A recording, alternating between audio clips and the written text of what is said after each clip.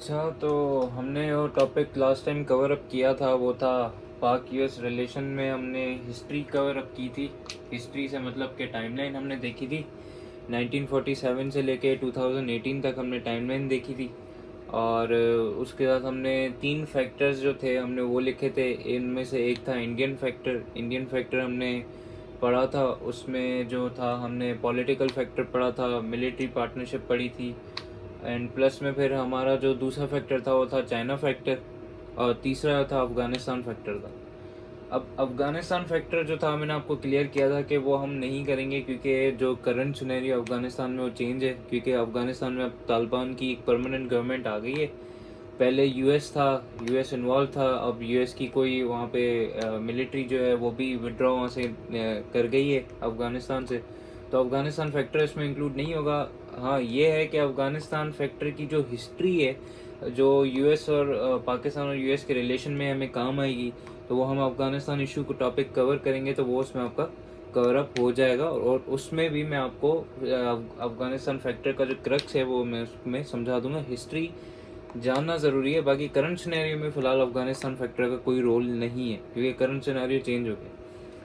आज हम लोग देखेंगे चाइना फैक्टर क्या है। चाइना फैक्टर ख़त्म करके फिर हम लोग पाक इंडिया रिलेशंस के ऊपर आएंगे, पाकिस्तान इंडिया रिलेशंस। दूसरा जो हमारा फैक्टर था वो था चाइना फैक्टर। अब चाइना फैक्टर जो था, जैसे मैंने आपको इंडियन फैक्टर बताया था, तो उसमें दो चीज़ें थी कि एक मिलिट्री पार्टनरशिप थी, एक सिक्योरिटी पार्टनरशिप थी, जो कि ज़रूरी थी, जिनकी वजह से जो था पाक यूएस रिलेशन जो थे हमारे जो चेंज हो रहे थे वो मैंने आपको बताया। अब चाइना फैक्टर में भी हम बेसिकली यही देखेंगे।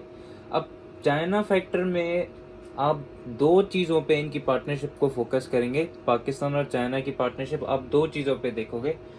एक पार्टनरशिप पाकिस्तान की जो चाइना के साथ है वो सीपैक के ऊपर है, कि हमारा और चाइना का जो हमारे और चाइना के बीच में जो रिलेशन है वो एक सीपैक पे भी डिपेंड करे कि हमारे पास जो प्रोजेक्ट सीपैक है उसमें हमारी पार्टनरशिप क्या है। दूसरे एस्पेक्ट में हम लोग देखेंगे कि पाकिस्तान चाइना का जो रिलेशनशिप है वो नॉन सीपैक पार्टनरशिप में किस तरीके से।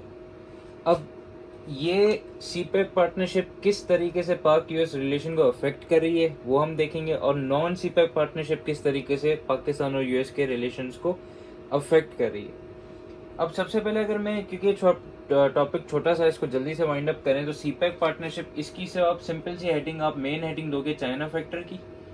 चाइना फैक्टर के नीचे आप सब हेडिंग दे देना, दो सब हेडिंग। एक सब हेडिंग होगी आपकी सीपैक पार्टनरशिप की, सीपैक के अंडर पार्टनरशिप क्या है।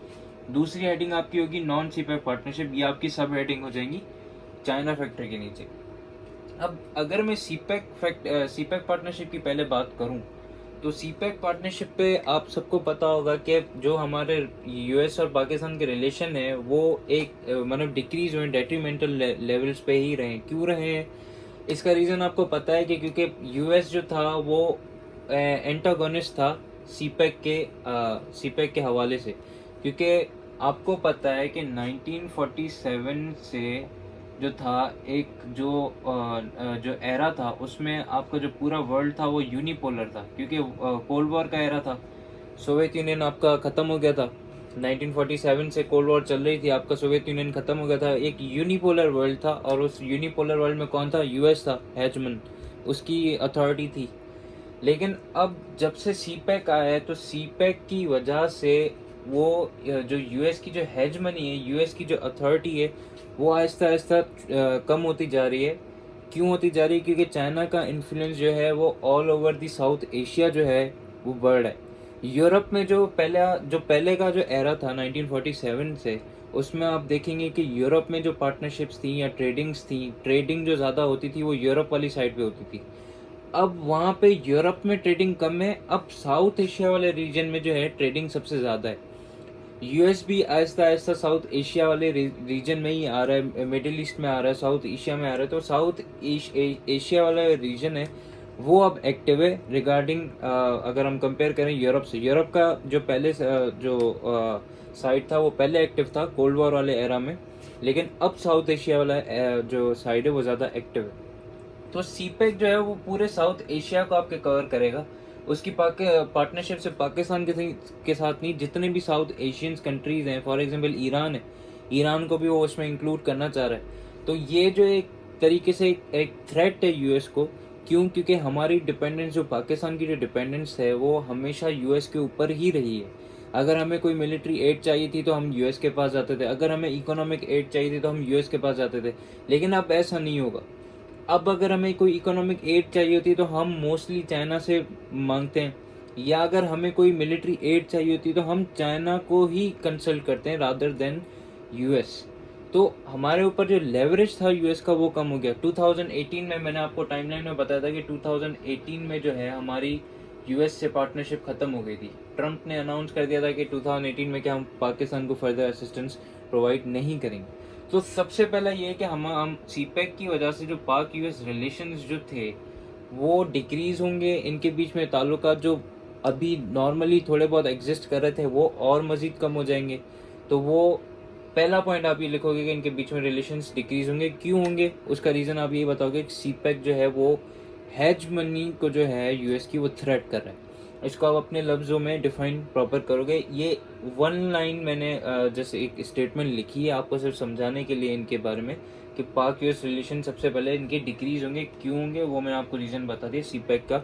नंबर 1 मैंने आपको वही अभी इसी इसमें रिलेशंस में जो डिक्रीज होंगे उसका मैंने आपको एक रीज़न बताया कि वो डिक्रीज इसलिए होंगे कि क्योंकि यूएस को एक थ्रेट होगा चाइना से। देखिए यूएस जो है ना वो अगर आप देखें ना तो इकोनॉमिकली भी स्ट्रांग है, और प्लस में मिलिट्री भी उसकी स्ट्रांग है। यूएस की मैं अगर बात करूं, अगर मैं चाइना की बात करूं तो चाइना मिलिट्री में इतना स्ट्रांग नहीं है जितना वो इकोनॉमिकली स्ट्रांग है।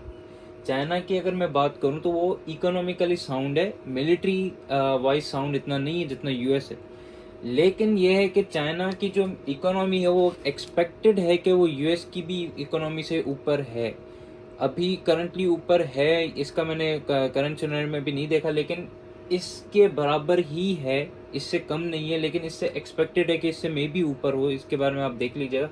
तो चाइना इकोनॉमिकली बहुत ज़्यादा साउंड है क्योंकि उसकी ट्रेड वगैरह हर चीज़ जो है वो सारे कंट्रीज़ पे, और ये दोनों एक दूसरे के ऊपर डिपेंडेंट है। यूएस और चाइना ये दोनों आपस में डिपेंडेंट है। ये जितना भी आपस में लड़ लें लेकिन ये डिपेंडेंट है आपस में। इनके बीच में ट्रेड होती है। बिलियंस ऑफ डॉलर्स की इनके बीच में ट्रेड होती है। अगर ये ट्रेड आपस में बंद कर दें नहीं चल पाएंगे दोनों मुल्क। तो इकोनॉमिकली जो है वो चाइना बहुत ज़्यादा साउंड है। जो चाइना का इन्फ्लुएंस बढ़ रहा है, जो चाइना जो पूरे ऑल ओवर द वर्ल्ड जो हम लोग कह रहे हैं कि अब यूनिपोलर से वर्ल्ड जो है वो आहिस्ता आहिस्ता मल्टीपोलर में शिफ्ट हो रहा है।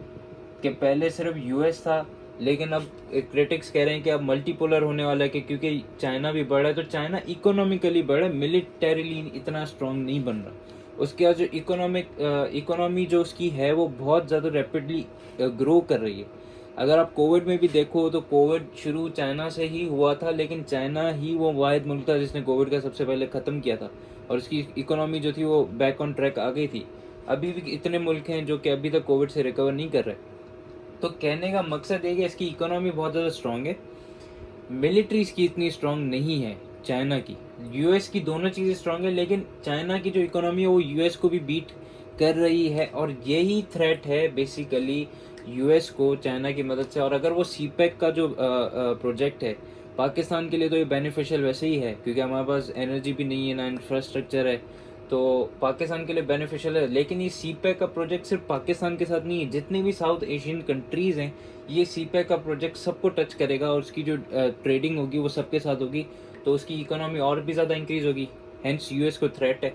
तो आप ये लिख सकते हो दूसरा पॉइंट कि यूएस को थ्रेट है चाइना से, लेकिन पाकिस्तान को जो है इस सीपेक के प्रोजेक्ट से बेनिफिट है। वो मैंने आपको बता दिया था कि बेनिफिट क्यों है।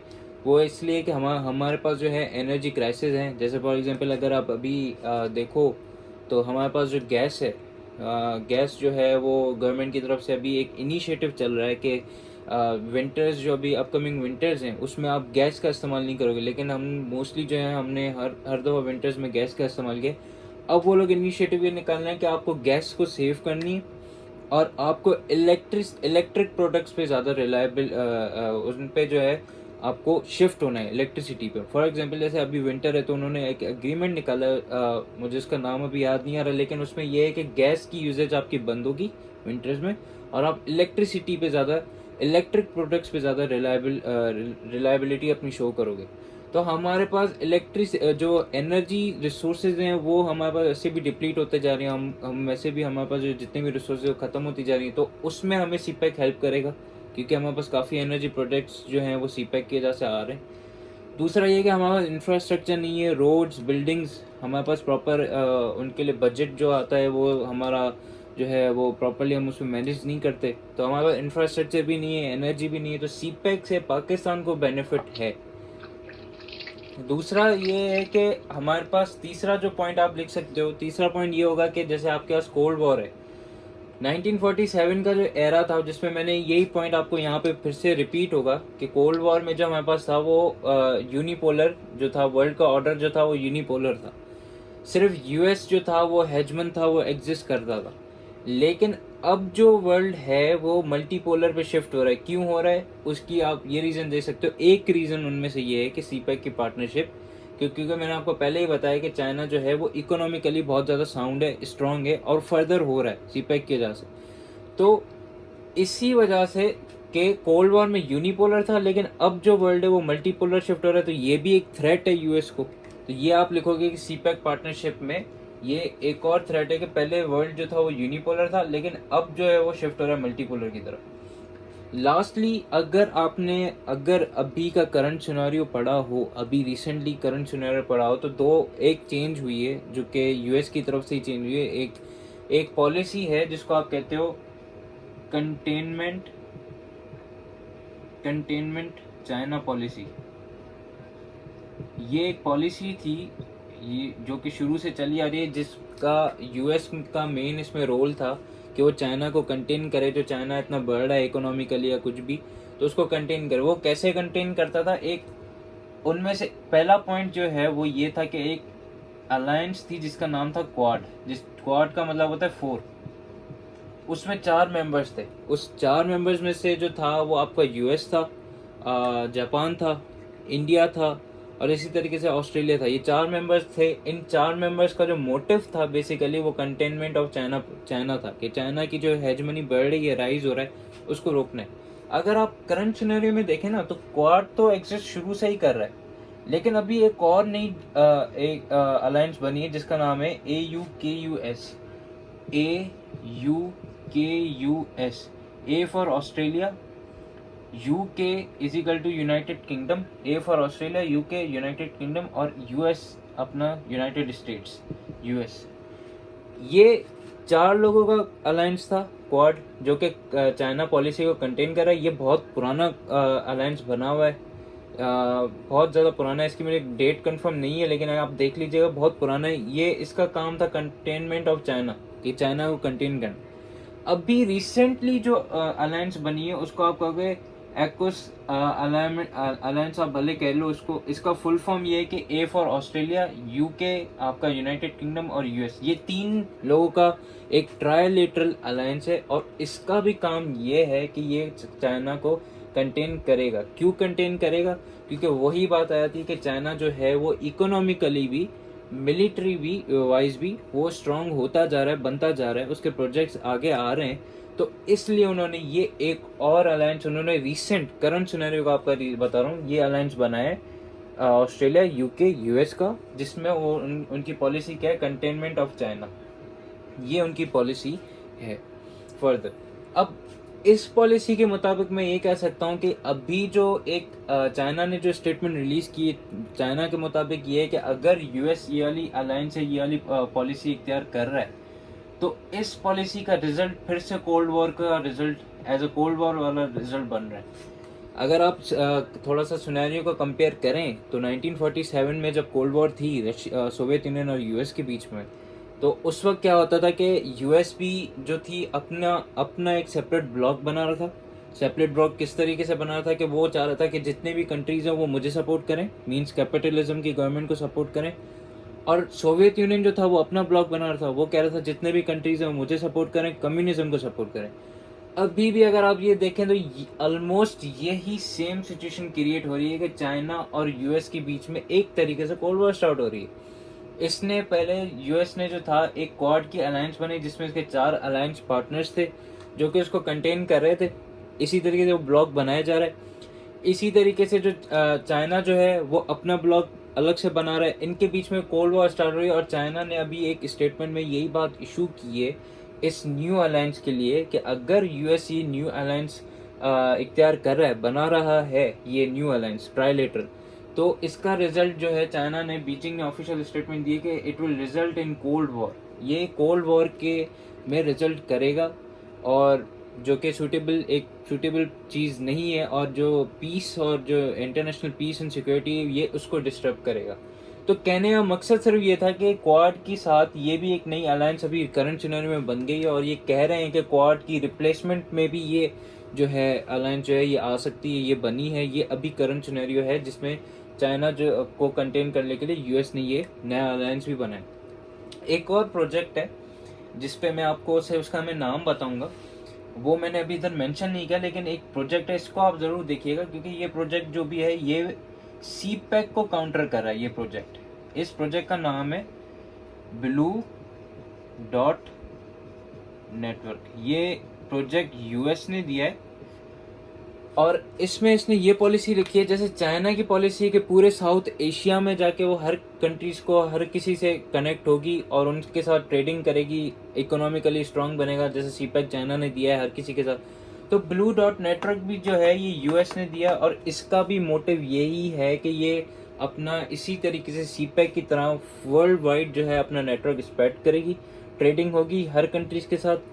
इसके शायद अभी इसका इनिशिएटिव हो गया है, इसके मेंबर्स भी हैं, लेकिन इसके मेंबर्स ब्लू डॉट नेटवर्क के सिर्फ वो स्टेट्स बन सकते हैं जो कि सीपैक के मेंबर्स नहीं है। तो इसको आप लोग देख लीजिएगा, ब्लू डॉट नेटवर्क, इसको सर्च कीजिएगा।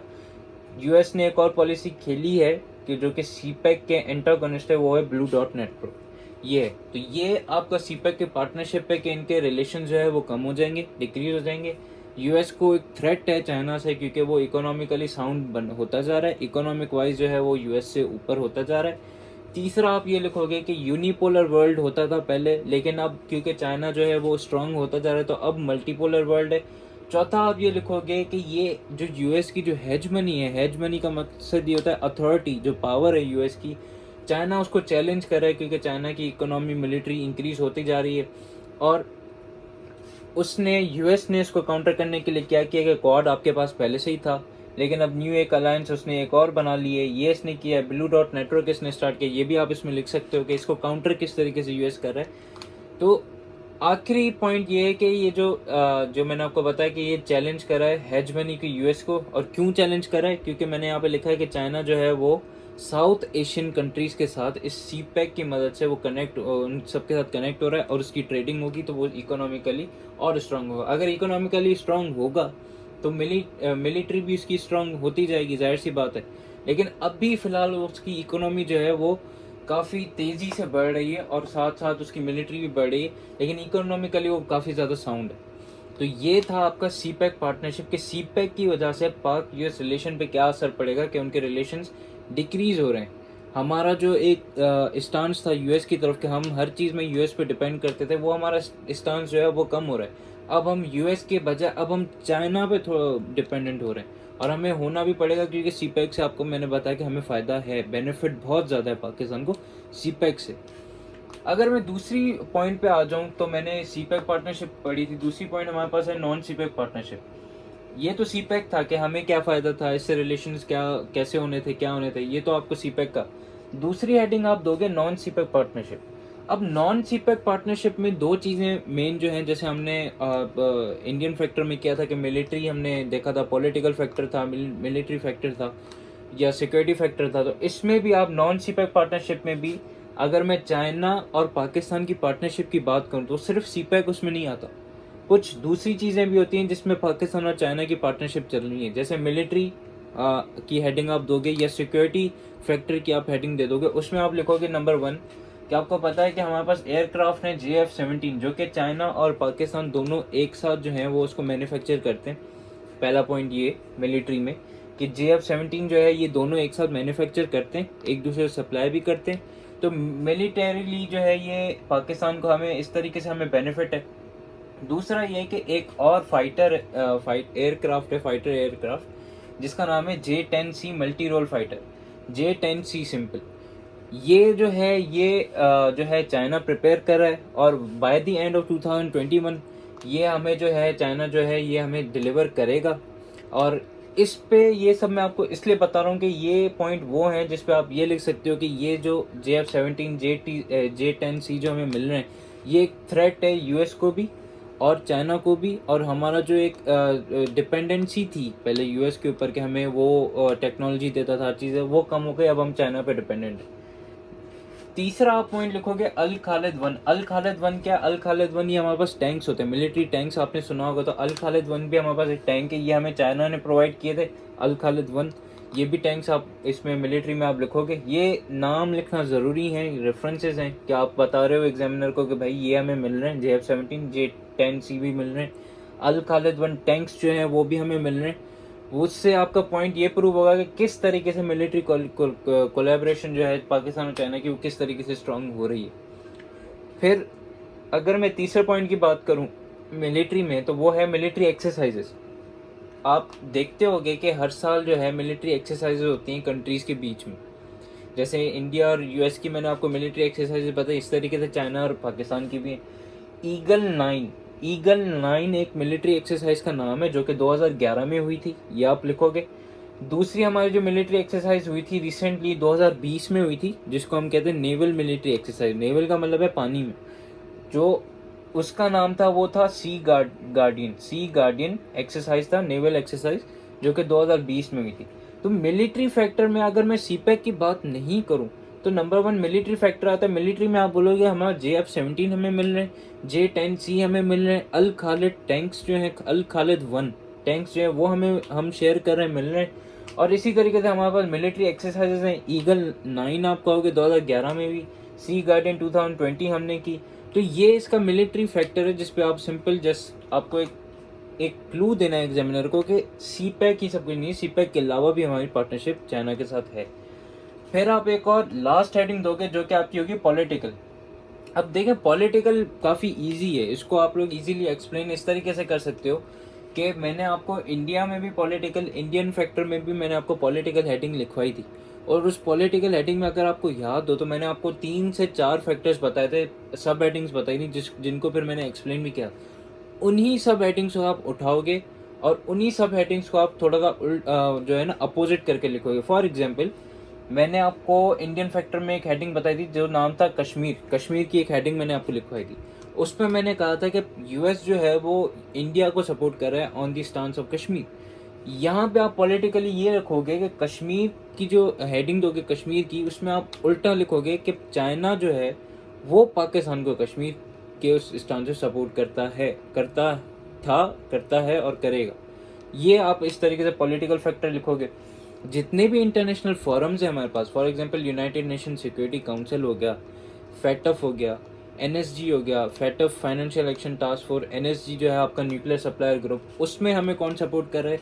वो हमें चाइना सपोर्ट कर रहा है उनमें। क्योंकि इंडिया जो है हमें फैटफ में मैंने आपको बताया कि वो चाह रहा है कि हम लोग ब्लैक लिस्ट में हो जाए, हमारी ट्रेडिंग सबसे बंद हो, हमारे ऊपर सैंक्शंस आ जाए। लेकिन चाइना क्योंकि एक तरीके से एक अब राइजिंग पावर है, उसकी भी हेजमनी है इंटरनेशनल फोरम्स पे, तो वो हमें वहाँ पे सपोर्ट करे। हमें मेन सपोर्ट ही चाइना की है। तो आप ये लिखोगे कि इंटरनेशनल फोरम जितने भी, फॉर एग्जांपल फैटफ हो गया, यूनाइटेड नेशन सिक्योरिटी काउंसिल हो गया, NSG हो गया, तो उसमें हमें सपोर्ट उसकी है। इंडो पैसिफिक रीजन जो है, जो कि पैसिफिक और इंडियन ओशन का जो रीजन है, जहाँ पे ये क्वाड की अलायंस और ये जो 2 अलायंस बनी है, ये इसी स्पेसिफिक रीजन के लिए बनी है, इंडो पैसिफिक रीजन के लिए। इस इंडो पैसिफिक रीजन में इंडिया और यूएस के अलग ग्रुप है, वो जो है कंटेनमेंट ऑफ चाइना करें। हम जो हैं वो इसी इंडो पैसिफिक रीजन में हम चाइना को सपोर्ट करते हैं, और वो ऐसे ही वाइस वर्सा हम कहेंगे कि चाइना हमें सपोर्ट करता है, हम उसको करते हैं इंडो पैसिफिक रीजन में। तो बिल्कुल ही आपको एंटागोनिस्ट बन के ही उसके लिखना है कि कश्मीर में यूएस इंडिया को सपोर्ट कर रहा है, तो कश्मीर के स्थान पे चाइना पाकिस्तान को सपोर्ट कर रहा है। तो ये पॉलिटिकल सपोर्ट आप लिखोगे, हेडिंग दे दोगे पॉलिटिकल फैक्टर, उसमें ये जो 5-6 फैक्टर्स जो मैंने आपको पहले उसमें लिखवाए थे वही सिमिलर फैक्टर्स आप लिखोगे, और उनको आप इन फेवर ऑफ पाकिस्तान लिखोगे विथ रिगार्ड्स ऑफ चाइना। ये था आपका ओवरऑल चाइना फैक्टर। आखिर में इसको टॉपिक को अगर मैं कंक्लूड करूं तो उसके बाद आप पूछोगे कि इसके इम्पैक्ट्स क्या होंगे, मैंने आपको बताया सी पैक पार्टनरशिप कि में क्या क्या होगा और नॉन सी पैक पार्टनरशिप में हमारे पास क्या है, तो इसके इम्पैक्ट्स क्या होंगे। मैंने आपको इंडियन फैक्टर के जो इम्पैक्ट्स थे वो मैंने आपको लिखवाए थे। इंडियन फैक्टर जब मैंने आपको पूरा करवाया था तो मैंने आपको उसके इम्पैक्ट्स लिखवाए थे कि उसके इम्पैक्ट्स क्या होंगे, वो मैंने आपको लिखवाए। अब जब चाइना फैक्टर हम पूरा करेंगे तो चाइना फैक्टर के भी कुछ ना कुछ इम्पैक्ट्स तो होंगे ना, पाकिस्तान और यूएस के रिलेशन पे इम्पैक्ट्स क्या होंगे। नंबर 1, जब हम लोग चाइना के पास मतलब हम चाइना से ज़्यादा क्लोज हो रहे हैं, क्योंकि 2018 तक हमारी डिपेंडेंस यूएस के ऊपर थी, जब हम अब हमारी डिपेंडेंस जो है वो चाइना के ऊपर है, तो यूएस जो हमारे ऊपर एक लेवरेज रखता था, एक एक जो उसको एडवांटेज था हमारे ऊपर के वो अगर हम उससे कोई भी एड लेते थे, कुछ भी लेते थे, तो वो बदले में वो हमें कुछ भी कहता था कि यार हमारी ये पॉलिसी आप इम्प्लीमेंट करो। फॉर एग्जांपल आईएमएफ की मैं मिसाल लूँ, अगर हमें वहाँ से एड मिलती है या अगर अब भी लेते हैं, तो आईएमएफ क्या कहती है कि आप हमसे एड लो, लेकिन जो पॉलिसीज हम आपको कह रहे हैं आप वो इम्प्लीमेंट करो। तो पहले जब हम यूएस से एड लेते थे तो यूएस का एक लेवरेज होता था हमारे ऊपर, यूएस का एक एडवांटेज होता, लेकिन अब वो लेवरेज जो है वो खत्म हो गया, क्योंकि अब हम यूएस से एड लेते ही नहीं। अब हम अगर हमें एड लेनी भी होती है तो हम किसी और से कंसल्ट करते हैं, वो है चाइना। तो जो यूएस लेवरेज था वो पाकिस्तान के ऊपर खत्म हो गया, डिमिनिश हो गया। दूसरा पॉइंट आप ये लिखोगे कि इनके जो रिलेशंस हैं वो जाहिर सी बात है डाउनफॉल ही हो रहे हैं, तो इनके डाउनफॉल की वजह से पाकिस्तान और यूएस के रिलेशन जो डाउनफॉल हो रहा है, उस डाउनफॉल की वजह से एक तरीके से थ्रेट डेवलप हो रहा है। किसको थ्रेट डेवलप हो रहा है, यूएस को डेवलप हो रहा है एज वेल एज इंडिया को। यूएस को थ्रेट क्यों डेवलप हो रहा है, मैंने आपको बताया कि चाइना जो है वो राइजिंग पावर है, यूनिपोलर से मल्टीपोलर होता जा रहा है, तो यूएस को तो वैसे ही थ्रेट है। दूसरा ये है कि यूएस आपका जो इंडिया है, इंडिया को भी थ्रेट इस तरीके से कि हमें मिलिट्री से सपोर्ट चाइना से मिल रही है, हमें जो है पॉलिटिकल सपोर्ट जो है वो भी चाइना से मिल रही है। तो ये एक तरीके से इंडिया को भी ये एक तरीके से एक थ्रेट है कि यूएस और इंडिया दोनों को एक तरीके से थ्रेट है, वाइस वर्सा है, हमें वहाँ से थ्रेट है, यहाँ से उनको थ्रेट है, तो ये वाइस वर्सा है। दूसरा पॉइंट आप ये लिखोगे थ्रेट है इंडिया और यूएस को। फिर तीसरा पॉइंट आप जो ये लिखोगे कि हमारे जो पाक और यूएस के रिलेशन है, क्योंकि वो चाइना और पाकिस्तान के रिलेशन अब बढ़ रहे हैं, तो वो आप लिखोगे सिंपली जो है वो डिक्रीज हो रहे हैं। और जितने भी स्टेक्स हैं यूएस के, फॉर एग्जांपल इन अफगानिस्तान में अब तो नहीं है लेकिन पहले तो उसके थे। अगर मैं हिस्ट्री की बात करूं तो अफगानिस्तान में जब यूएस पहले होता था तो उसके स्टेक्स कॉम्प्रोमाइज़ हो जाते थे। जैसे फॉर एग्जांपल अभी रिसेंटली जब अफगानिस्तान में गवर्नमेंट नहीं आई थी तो प्राइम मिनिस्टर इमरान खान से जो था, बाइडन साहब ने परमिशन ली कि हमें आप जो है वहाँ पे बेसिस दें, तो इमरान खान साहब ने सीधा उन्हें जवाब दे दिया था कि नहीं हम नहीं देंगे। पहले भी हमने आपको बेसिस दिए हैं, उसके कॉन्सिक्वेंसेस हमने फेस किए, तो अब हम आपको नहीं देंगे। तो उसमें उनके जो स्टेक्स थे अफगानिस्तान में वो ख़त्म हो गए। सिमिलरली हमारे जो ईरान के साथ उनके रिलेशंस जो थे, या फॉर एग्जांपल अगर मैं आपको ईरान और पाकिस्तान रिलेशन पढ़ाऊंगा तो उसमें आपको मैं ये भी बताऊंगा कि किस तरीके से यूएस जो है हमें फोर्स करता था कि हम अपने रिलेशंस ईरान के साथ अच्छे ताल्लुकात नहीं रखें। हम अगर ऑयल की ट्रेडिंग करते थे ईरान के साथ तो यूएस की वजह से वो हमारी ऑयल की ट्रेडिंग जो थी वो ख़त्म हो गई थी। लेकिन अब क्योंकि हमारी डिपेंडेंस नहीं है उसके ऊपर, तो हमारे ईरान के साथ भी रिलेशन जो है वो अच्छे होंगे। इसी तरीके से इंडियन ओशन का आप लिखोगे कि इंडियन ओशन में जो हेजमनी थी यूएस की, जब हम उसके साइड पे भी थे तो हम बैलेंस होके चलते थे, हम न चाइना को सपोर्ट करते थे न यूएस को। लेकिन अब क्योंकि हम जो है हमारा जो एक असिस्टेंस है वो यूएस के ऊपर से ख़त्म हो गई है, तो इंडियन ओशन में हमारी जो कंप्लीट सपोर्ट होगी वो किसको होगी, चाइना को होगी। तो ये भी एक इम्पैक्ट है कि ये जितने भी इसके स्टेक्स थे अफगानिस्तान, ईरान, इंडियन ओशन में यूएस के, वो सारे के सारे स्टेक्स उसके कॉम्प्रोमाइज़ हो गए। और इस तरीके से पाकिस्तान यूएस के रिलेशन में इम्पैक्ट आया कि जो भी उसके स्टेक्स थे वो उनके ख़त्म हो गए, जो उसका लेवरेज था हमारे पर वो भी उसका लेवरेज जो है वो ख़त्म हो गया। यूएस और इंडिया दोनों को जो है वो थ्रेट एक है, यूएस को चाइना से, इंडिया को पाकिस्तान से, और वाइस वर्सा हमें उस तरफ से भी। तो ये था पाक यूएस रिलेशन इन दो फैक्टर्स में कि आपकी हिस्ट्री क्या थी, टाइमलाइन क्या थी, इंडियन फैक्टर आपका क्या था और आपका चाइना फैक्टर क्या था। इसमें आपका मैं समझता हूँ कि पाक यूएस रिलेशन जो है ये आपका पूरा है। इसमें फर्दर कोई ऐसी कोई डिटेल नहीं है जिस पे आप लोग सर्च करो या क्या कि पाक यूएस रिलेशन और किस चीज़ पे डिपेंड करता है। मैं समझता यही हूँ कि क्योंकि इन दो फैक्टर्स पे मेनली डिपेंड करता है, इंडियन फैक्टर चाइना फैक्टर्स, इनके बीच में डील्स क्या हैं, क्या नहीं हुई, सीपैक की क्या पार्टनरशिप है, नॉन सीपैक पार्टनरशिप क्या है, इंडियन डील्स कौन सी हैं, तो ये सारी जो हैं पाक यूएस रिलेशन में चाइना फैक्टर और इंडियन फैक्टर जो है ये आपके लिए बहुत ज़्यादा ज़रूरी थे, जो हमने कवर अप कर लिया, और टाइमलाइन तो हमने वैसे ही कवर अप कर लिया। अब एक चीज़ मैं आपको कहूँगा जिस पे मैं ये लेक्चर जो है आज पाक यूएस रिलेशन ख़त्म करूँगा, वो ये है कि अभी यूनाइटेड नेशन जनरल असेंबली में प्राइम मिनिस्टर साहब की जो थी स्पीच हुई थी, तो अगर आप उस स्पीच को थोड़ा गौर से सुनेंगे तो उसके उसके अंदर उन्होंने जो था रिगार्डिंग अफ़गानिस्तान, उन्होंने ये भी कुछ बातें कही थी कि किस तरीके से यूएस ने जो है हमें मैनिपुलेट किया था, कि यूएस ने सारा इल्ज़ाम जो था 2018 में ट्रंप ने हमारे ऊपर लगा दिया था कि पाकिस्तान की वजह से हम जो है अफ़गानिस्तान में पीस एंड सिक्योरिटी मेंटेन नहीं कर पाए, हमारा फेलियर है पाकिस्तान की वजह से हुआ। तो यूनाइटेड नेशन जनरल असेंबली की आप उसकी स्पीच सुनिएगा, उस पे प्राइम मिनिस्टर ने कश्मीर इशू पे भी बात की है, उसके सॉल्यूशंस भी कुछ दिए, और प्लस में उन्होंने अफ़गानिस्तान के ऊपर भी बात की, और उन्होंने कुछ फिगर्स वगैरह भी बताई कि हमारे कितने लोग शहीद हुए, क्या हुआ, सब कुछ। तो वो आप काइंडली उसको रेफ़र कीजिएगा, यूनाइटेड नेशन जनरल असेंबली की स्पीच को, प्राइम मिनिस्टर साहब की। ये था आपका पाक यूएस रिलेशन। यहाँ पे हमारा पाक यूएस रिलेशन ख़त्म होता है। हमारा पाक इंडिया रिलेशन हम अक्सर भी उसका इंट्रोडक्शन देख लेंगे, आज ज़्यादा नहीं करेंगे। तो यहाँ पे आपका लेक्चर खत्म। अगर कोई सवाल है तो कहीं पूछ लें, वरना हम पाक इंडिया रिलेशन जो है वो स्टार्ट करें।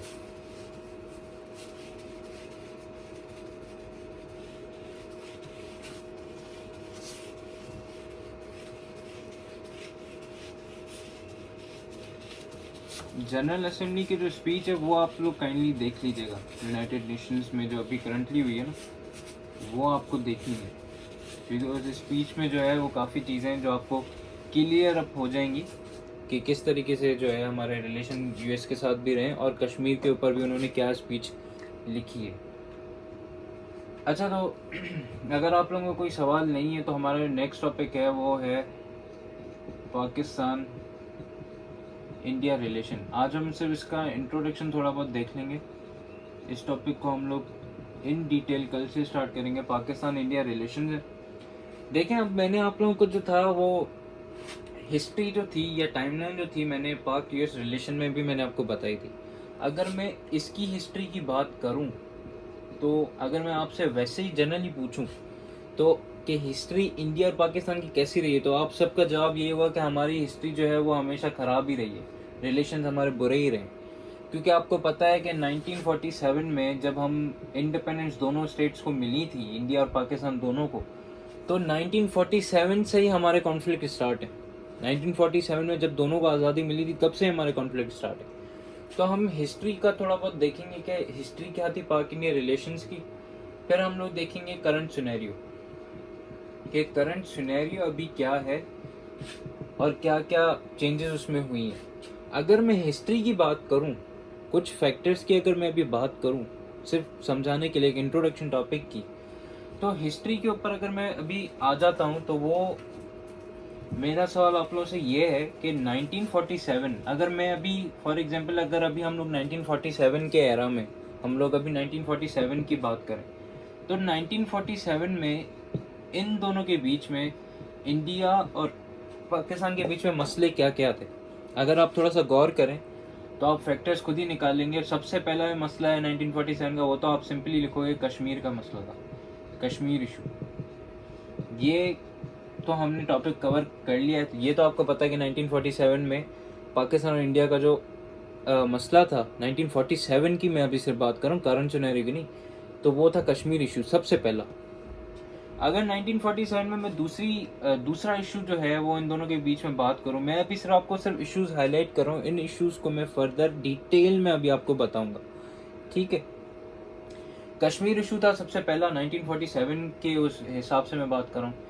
दूसरा ये था कि हमारे पास हाइड्रोपॉलिटिक्स थी। हाइड्रोपॉलिटिक्स क्यों थी, कैसे थी? 1947 में हमें इंडिपेंडेंस मिली थी। आपको पता है कि 1947 में जैसे इंडिपेंडेंस मिली तो इंडिया ने हमारा पानी बंद कर दिया था, जिसमें फिर हमारी इंडस वाटर ट्रीटी हुई थी, IWT इंडस वाटर ट्रीटी हुई थी। ये भी एक्सप्लेन करूंगा, ये सारे पॉइंट्स एक्सप्लेन करूंगा आगे, अभी सिर्फ लिखवा रहा हूँ। अगर तीसरा पॉइंट मैं देखूं जिस पे हमारी 1947 के बाद जो हमारा इशू हुआ था, तो तीसरा पॉइंट हमारा था आइडियोलॉजिकल पॉइंट, कि हमारी आइडियोलॉजी जो थी वो दूसरी थी, इंडिया की जो आइडियोलॉजी थी वो दूसरी थी, जिसकी और शुरू से ही मतलब इंडिपेंडेंस के बाद उनकी आइडियोलॉजी अलग थी हिंदुज़म की, हमारी आइडियोलॉजी थी वो दूसरी थी। रिलीजन पॉइंट ऑफ व्यू से अगर हम देखें तो हमारी आइडियोलॉजी दूसरी थी रिलीजन के हिसाब से, उनकी जो आइडियोलॉजी थी रिलीजन के हिसाब से वो दूसरी थी। इसी तरीके से अगर मैं चौथे पॉइंट की बात करूं तो अगर आपने प्री पार्टीशन पढ़ा हो 1947, जब 1947 में आज़ादी मिलती है तो शायद मैंने आपको बताया था कश्मीर इशू में कि पाकिस्तान को कुछ प्रॉब्लम्स फेस करनी पड़ रही थी, कुछ प्रॉब्लम्स थी वो, उनमें से एक प्रॉब्लम थी रिफ्यूजीज़ की। रिफ्यूजीज़ की प्रॉब्लम भी हुई थी 1947 में इन दोनों के बीच में। कैसे हुई थी कि सब कॉन्टिनेंट जब डिवाइड हुआ था, पाकिस्तान और सब कॉन्टिनेंट पूरा था, इंडियन सब कॉन्टिनेंट वो डिवाइड हो गया था पाकिस्तान और इंडिया में। तो रेफ्यूजीज का मसला इस तरीके से आता कि कुछ हिंदूज जो थे वो पाकिस्तान में आ गए थे और कुछ जो मुसलमान थे वो वहाँ पे चले गए थे, क्योंकि दोनों स्टेट्स अलग थे तो मुसलमान सारे इधर आने थे, हिंदू सारे उधर जाने थे। लेकिन रिफ्यूजीज का क्राइसिस हो गया था कि रिफ्यूजीज जो थे वो कुछ जो थे वो उधर चले गए थे, जो मुस्लिम से उधर चले गए थे, कुछ इधर। तो रिफ्यूजीज डिस्प्लेसमेंट एक तरीके से हो गई थी इनके बीच में, डिस्प्लेसमेंट हो गई थी इन दोनों के बीच में। और एक और चीज़ अगर हम इसके लिए इस्तेमाल करें तो रिफ्यूजीज इन्फ्लक्स हो गया था कि एक बहुत ही ज़्यादा तादाद में हमारे पास रिफ्यूजीज आ गए थे। पहली तो डिस्प्लेसमेंट हो गई थी कि हिंदूज इस तरफ आ गए थे, मुसलमान उस तरफ चले गए थे, और बहुत तादाद में रिफ्यूजीज थे। तादाद से मुराद मेरा ये है कि जब इन दोनों को इंडिपेंडेंस मिली थी, अगर मैं पाकिस्तान के कॉन्टेक्स्ट में बात करूं तो पाकिस्तान को जब इंडिपेंडेंस मिली तो उस वक्त तो हमारे पास ना डेवलप सिटी था, ना हमारे पास इकोनॉमिक एड थी, ना हमारे पास जो था इंफ्रास्ट्रक्चर था प्रॉपर। तो हमारे पास रेफ्यूजी इन्फ्लक्स थे। इन्फ्लक्स का मतलब है बहुत ज़्यादा लोग थे। अब उन सारे लोगों को हमें सेटल करना था, तो हम वो कैसे करते? तो एक हमारे पास मसला इन दोनों के बीच में ये भी था रिफ्यूजीज़ का। चौथा मसला था वो हमारे पास रिसोर्सेज का मसला था। जैसे मैंने आपको बताया पानी तो उसमें से एक हो गया, वाटर हाइड्रोपॉलिटिक्स जो था वो हमारे पास हो गया। रिसोर्सेज का मसला ये था कि प्री पार्टीशन में ये भी था कि जब दोनों स्टेट्स आज़ाद हुए थे तो इन दोनों को अपना अपना हिस्सा मिला था इकोनॉमिक। कि फॉर एग्जांपल कि भाई मैं अगर जैसे हम कहते हैं ना जायदाद का विरासत होती है, क्या जायदाद जब बंटती है तो उसमें आपको इकोनॉमिकली आपको कुछ बेनिफिट होता है कि भाई एक ए है और बी है, इन दोनों के बीच में अगर कोई प्रॉपर्टी डिवाइड हो जाती है इन ए और बी के, तो ए को सर्टेन शेयर मिलेगा, बी को सर्टेन शेयर मिलेगा। इसी तरीके से जब सब कॉन्टिनेंट डिवाइड हुआ था तो उस वक्त कुछ रिसोर्सेज थी। फॉर एग्जांपल पाकिस्तान को अलॉट हुए थे ऑलमोस्ट 70 करोड़, उस टाइम के हिसाब से तो 70 करोड़, अब तो बहुत ज़्यादा होंगे। 70 करोड़ जो थे वो पाकिस्तान को अलॉट हुए थे, लेकिन उसमें से जो हमें जो मिले थे वो ऑलमोस्ट 50 करोड़ मिले थे। वो भी तब मिले थे जब जो है प्रोटेस्ट हुआ था, हर चीज़ हुआ था, ये हमें मिले थे। आज तक हमें वो हमारे जो है 20 वो जो बाकी का हिस्सा है 20 करोड़ वो हमें नहीं मिले। आपको समझाने के लिए कह रहा हूँ कि ये भी हुआ था कि हमें 70 करोड़ अलॉट हुए थे, जिसमें से हमें मिले ही सिर्फ 50 थे, और वो 50 भी हमें प्रोटेस्ट और उस पर मिले थे। तो ये रिसोर्सेज का भी इन दोनों के बीच में झगड़ा चला है। 1947 की सिर्फ बात कर रहा हूँ। रेफ्यूजीज का भी इनके बीच में झगड़ा चला है। इनके बीच में आइडियोलॉजी का भी है कि वो हिंदुइज्म को प्रमोट करते हैं, हम जो है इस्लाम को प्रमोट करते हैं, मुस्लिम्स को। हाइड्रोपॉलिटिक्स, वाटर पॉलिटिक्स हमारे बीच में शुरू से ही है। कश्मीर इशू तो हमारे पास शुरू से ही है। और ये जो 4-5 इशू हैं, ये मेरी नज़र में जो है ये 1947 के टॉप इश्यूज यही थे जिनमें हमारा जो रिलेशन जो थे वो हमेशा जो है वो ख़राब ही रिलेशन रहे थे। अगर अब मैं 1947 की जगह पे यहाँ पे मैं लिख लेता हूँ करंट सिनेरियो। अगर मैं करंट सिनेरियो की बात करूँ अभी की, ये था आपका हिस्ट्री का समझाने का मकसद। आपको मेरा ये सारे पॉइंट्स लिखवाने का मकसद ये था कि इनके बारे में वैसे ही बताऊँगा, लेकिन हिस्टोरिकल बैकग्राउंड समझाना ये चाह रहा था कि हमारा हिस्टोरिकल बैकग्राउंड इंडिया के साथ कभी भी सही नहीं रहा। हमारा 95% हिस्टोरिक हमारे जो रिलेशन है वो ख़राब रहे, 5% किसी न किसी जगह पे हमारे रिलेशन अच्छे रहें। अगर अच्छे की मैं बात करूं रिलेशन की, तो फॉर एग्जांपल करंटली आपने देखा कोविड-19 है। कोविड-19 में हमने दोनों ने मिलके जो थी कोई कुछ किसी वर्चुअल समिट में हम लोग गए थे। हमारी तरफ से जो थे वो रिप्रेजेंटेटिव गए थे, इंडिया की तरफ से भी आए थे। इस पर भी मैं बात करूँगा। तो बस कुछ ऐसे चंद पॉइंट्स है जहाँ पे हमारी जो है कन्वर्जेंस हुई थी। लेकिन हिस्टोरिकल बैकग्राउंड जो है, अगर अब कोई आपसे पूछे तो हमें उसका जवाब यही होगा कि हमारे रिलेशन शुरू से ही खराब रहे। अगर अब मैं करंट सिनेरियो पे आ जाऊँ, करंट हिस्टोरिकल बैकग्राउंड पे, तो मैंने आपको बता दी कि कौन से फैक्टर्स हैं जो कि उसको जो इनके रिलेशन जो है उनको मज़ीद ख़राब कर रहे थे। अगर मैं करंट सिनेरियो पे आऊँ तो उसके बाद हम इसको वाइंड अप करते हैं टॉपिक को। करंट सिनेरियो में फिर से, क्योंकि कश्मीर का इशू 1947 से है, तो अभी तक ये इशू रिजॉल्व नहीं हुआ, तो कश्मीर का इशू तो अभी तक है करंट सिनेरियो में, आप ये लिखोगे। दूसरा एक और चीज़ है, क्योंकि ये टेरिटोरियल डिस्प्यूट है, टेरिटोरियल डिस्प्यूट है, तो टेरिटोरियल डिस्प्यूट में से एक और चीज़ आपको याद आ जाती है, हैदराबाद, दक्कन, जूनागढ़ और मंदावन, ऐसे ही एक स्टेट था मंदावन। ये 3 स्टेट्स थे जिन पे हमारा टेरिटोरियल, इन पे भी हमारा डिस्प्यूट चल रहा था। अब करंट सिनेरियो पे इसकी मैं बात इस तरीके से कर रहा हूँ कि अगर आप 2020 का मैप देखोगे, आप गूगल पे अगर आप लिखोगे 2020 मैप, जो कि अगस्त में आया था, तो उस मैप के, ये मैप होगा आपका, इस बॉटम राइट कॉर्नर पे आपका यहाँ पे लिखा हुआ है, पाकिस्तानी मैप है, उस पे यहाँ पे मेंशन है एक तो जूनागढ़, ऐसे लिखा होगा जूनागढ़, और मंदावन, ये 2 स्टेट्स यहाँ पे लिखे हुए हैं। ये शो कर रहे हैं कि जैसे कश्मीर एक टेरिटोरियल डिस्प्यूट है, इलीगल इन्होंने लिया है, तो हमने यहाँ पे मेंशन करके यही दिखाना था कि भाई ये जो स्टेट्स हैं ये भी हमारे ही हैं, जो कि इलीगली ऑक्यूपाई किए कश्मीर में, सॉरी इंडिया ने। तो ये एक 2020 मैप, ये आप लिख सकते हो उसमें, इनके रिलेशन में, ये आप देख भी लेना, ये आपको मिल भी जाएगा गूगल पे इजीली। तो ये था टेरिटोरियल डिस्प्यूट था। हाइड्रोपॉलिटिक्स अभी तक हमारे बीच में चल रही है, हाइड्रोपॉलिटिक्स अभी तक हमारे बीच में चल रही है। अगर मैं दूसरी बात करूं करंट सिनेरियो में, तो हमारे पास कल्चरल जो है डिफरेंसेस हैं, कल्चरल डिफरेंसेस दोनों तरफ से डिफरेंसेस हैं। हमारे पास जो है प्रॉक्सी वॉर्स चल रही है। प्रॉक्सी वॉर कैसे चल रही है? अभी जो है बलूचिस्तान में आपने इंसर्जेंसी देखी, ये मैं सारे पॉइंट्स एक्सप्लेन करूंगा, ब्रीफली करूंगा, लेकिन अभी जस्ट बता रहा हूँ। प्रॉक्सी वॉर है, बलूचिस्तान में इंसर्जेंसी है, वो किस तरीके से, वो इंडिया की तरफ से, वो कैसे प्रूव हुआ? कुलभूषण जाधव साहब का अगर आप इंटरव्यू देखोगे, तो उस इंटरव्यू में या उसमें उन्होंने कन्फेस किया था कि बलूचिस्तान में इंडियन गवर्नमेंट या इंडियन अथॉरिटीज़ जो हैं वो इंडल्ज्ड हैं, वो हैं उसमें, जो इंसर्जेंसी बलूचिस्तान में, वो इंडिया की वजह से प्रॉक्सी वॉर एग्जिस्ट कर रही है। इसी तरीके से हमारे पास जो है कुछ जगह हैं, जैसे सर क्रीक एक जगह है। ये कौन सी जगह है, क्या है, ये मैं आपको बताऊंगा। यहाँ पे हमारा जो है इनके बीच में जो है इशू चल रहा है सर क्रीक पे, ये जगह एक्सप्लेन करूंगा ये क्या है। सियाचिन ग्लेशियर की अगर मैं बात करूँ, आपने सुना भी होगा, सियाचिन ग्लेशियर पे जो है हमारा एक कॉन्फ्लिक्ट शुरू से रहा है, न्यूक्लियर, एक न्यूक्लियर कॉन्फ्लिक्ट हमारा शुरू से ही रहा है। जैसे कि फॉर एग्जांपल कि हम लोग भी अपनी न्यूक्लियर कैपेबिलिटीज़ इंक्रीज करते जा रहे हैं, इंडिया भी अपनी न्यूक्लियर कैपेबिलिटीज़ इंक्रीज कर रहा है। क्यों? क्योंकि दोनों को एक तरीके से एक दूसरे से थ्रेट है कि अगर किसी एक ने न्यूक्लियर कैपेबिलिटी अपनी ज़्यादा इंक्रीज कर ली, तो वो जो है इजीली जो है हमें डिफीट कर सकता है। एक सिक्योरिटी थ्रेट इनके बीच में, डिलेमा, सिक्योरिटी डिलेमा शुरू से ही है, तो एक न्यूक्लियर कॉन्फ्लिक्ट इनके बीच में।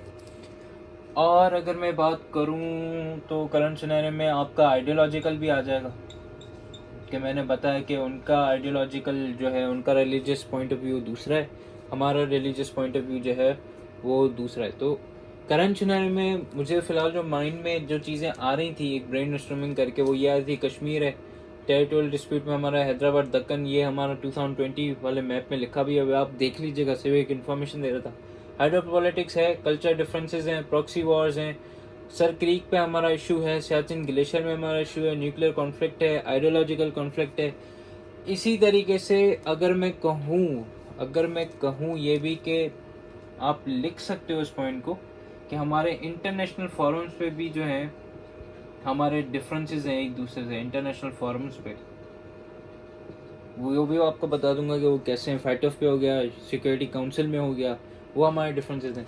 तो ये था इसका हिस्टोरिकल बैकग्राउंड के 1947 में किस तरीके से हमारे इश्यूज थे, और अब करंट सिनेरियो में हमारे पास किस तरीके से ये इश्यूज और डेवलप हो गए हैं। अगर तो मैं इसकी ओवरऑल बात करूं हिस्ट्री से लेकर करंट सिनेरियो तक, तो हमारे रिलेशन जो है वो इनके साथ, इंडिया के साथ इतने अच्छे नहीं रहे। जैसे हाइड्रो पॉलिटिक्स की बात करूँ तो इंडिया डैम्स बनाया जा रहा है, पानी रोक रहा है, तो हमारे रिलेशन जो हैं वो हमेशा कभी भी इनका अच्छे नहीं रहे, एक तरीके से बुरे ही रिलेशन हमेशा इनके साथ रहें।